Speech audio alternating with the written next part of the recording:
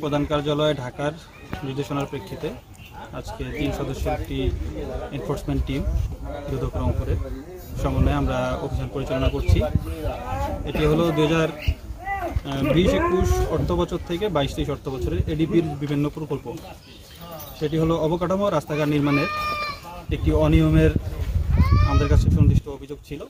সেই প্রেক্ষিতে আজকে আমরা গাইবান্ধার ফুলছড়ি উপজেলায় অভিযান পরিচালনা করছি। আমরা 4টি সুনির্দিষ্ট প্রকল্প ঘুরে ঘুরে দেখছি। প্রকল্প সংশ্লিষ্ট রেকর্ডপত্র আমরা উপজেলা এলজিডি অফিস থেকে সংগ্রহ করেছি। পরবর্তীতে রেকর্ডপত্র পর্যালোচনা করে আমরা হেডকোয়ার্টারে প্রতিবেদন দাখিল করব। Thank you. অভিযানে কি পেলেন? অভিযানে এখন পর্যন্ত আমরা 2টি প্রকল্প দেখেছি। স্থানীয় জনগণের সাথে আমরা কথা বলেছি।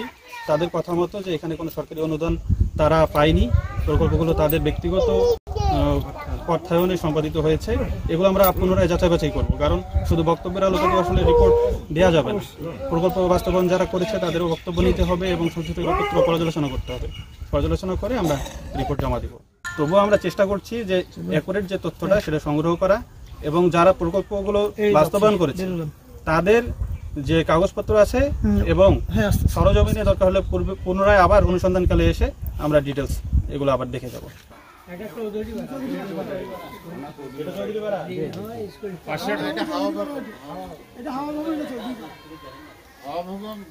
আমি বলি এটা কি একতা যুব সংঘ না সেই চৌধুরীপাড়া গণপাঠাগার কোনটা?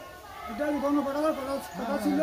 আমাদের চেয়ারম্যান যখন মারা যাওয়ার আগে ওটা করে তখন এই কাজটা করেছে গণপাঠাগার। এইটা হলো গণপাঠাগার।